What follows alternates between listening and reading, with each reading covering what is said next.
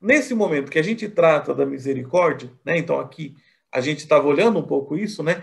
E alguém pode cometer pecado mortal contra mim, né? O pecado mortal não é só contra Deus. Então, se alguém tentou me prejudicar, se alguém tentou agredir a minha vida, né? Como é que a gente faz em relação a essa misericórdia de Deus que a gente experimenta e que a gente faz pela outra pessoa? Quando a gente olha algumas passagens do Evangelho e fazendo na forma do curso, então a gente tenta conectar várias coisas. Tem gente que olha um trecho e vai julgar o conjunto todo só pelo trecho. E aí, às vezes, não resolve. Então, a gente tem que olhar sempre o conjunto. Então, o que é perdoar? A palavra perdoar, ela já explica bastante coisa. É doar a quem fez o mal, a quem não merece. Então, quando você dá a quem merece, você está entregando o que é mérito. Então, perdão é só para quem não merece, né? Se merece, então já não é uma questão de perdão, tá? Então, na própria palavra já dá para a gente fazer essa brincadeira. Então, perdoar é dar a outra face. Mas que bom que a gente praticamente na terceira aula, né? Já era o Sermão da Montanha. A gente viu que dar a outra face é não devolver o mal. Não é deixar a pessoa ficar pulando na cabeça da gente. Quer deixar pular na cabeça? Pode, mas não diga que isso está no Sermão da Montanha. Depois, por que é importante o perdão? É a regra de ouro.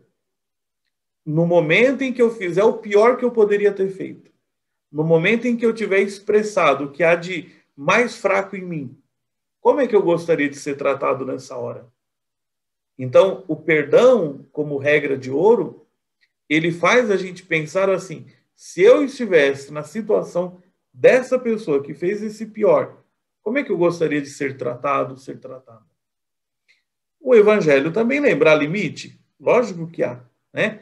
Então, se alguém errou, você vai lá, conversa com a pessoa, chama uma testemunha. Então, pode ser, por exemplo, que aquele erro, ele vai se abrandando, vai se corrigindo. Mas pode acontecer, de repente, que aquilo indique ali um contorcimento da pessoa, né? Vocês viram lá, a pessoa ela fica empedernida naquela atitude. Então, também precisa ser colocado às claras que essa pessoa não quer viver o espírito da comunidade cristã. Agora, cuidado, né? Isso a gente já olhou. Cuidado com o quê? Que você pode estar cobrando as moedinhas que o teu colega te deve e Deus te perdoou uma enorme fortuna. Aqui eu coloco a referência mais clara, né? Então, olha que engraçado, né? Nessa parábola do devedor implacável, o cara devia 10.000 talentos. 10.000 talentos. O único talento, ele equivalia quase a 35 quilos de ouro. Então, 10.000 talentos equivalia a 100 milhões de denários. É muito dinheiro. Enquanto que o colega, ele devia apenas 100 denários. Olhem aí a desproporção. Por isso que as Bíblias optam por dizer uma enorme fortuna e algumas moedas. Porém, quando você fala de algumas moedas na língua portuguesa, no Brasil, né, especialmente, é pouca coisa, a não ser que algumas moedas sejam 500 mil moedas, né? Mas aí não teria muita graça. Porque o que está em jogo? A dívida do primeiro é impagável, não tem possibilidade de negociar, não tem possibilidade de organizar. A do colega é uma dívida pagável. E como eu disse da outra vez, mais ou menos em 3 meses de trabalho poderia ser paga. Então, às vezes aquilo que o outro fez pela gente, por pior que foi, dá para a gente ajeitar e tocar a vida. E às vezes a gente trata, né, como se fosse uma coisa imperdoável. Agora, cuidado. O que não é perdoar? Então, quando você alimenta em você fazer o papel de vítima, né?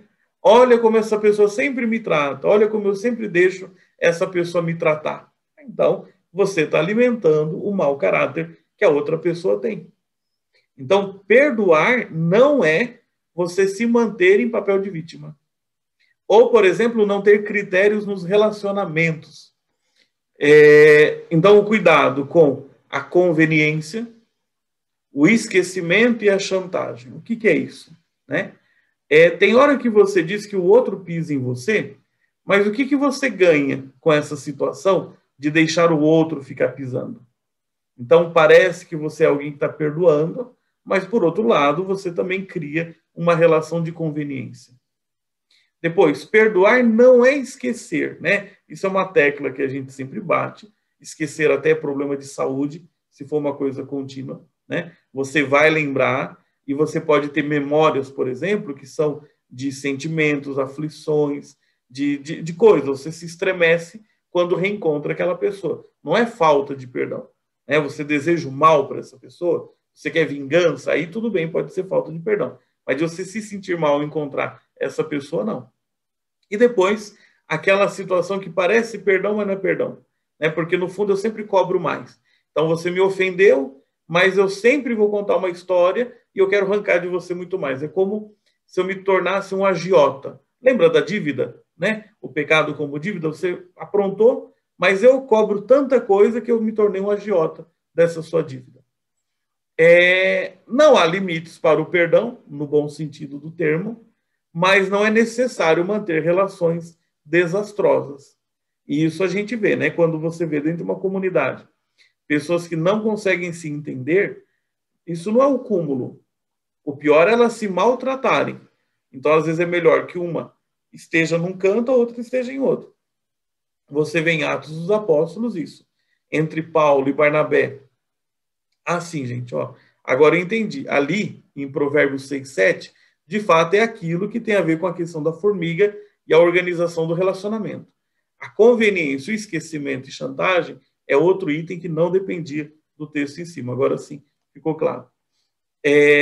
Então, em relação a Paulo e Barnabé, os dois se davam muito bem. Mas teve um momento, por exemplo, que Marcos abandonou. E ele quer voltar para a missão, Paulo não aceita e Barnabé aceita. E aí eles brigam por causa de Marcos. Então depois eles decidem, um vai para um lado, outro vai para o outro. Então é melhor a gente se afastar do que tentar ficar junto e ficar aí dando mau testemunho.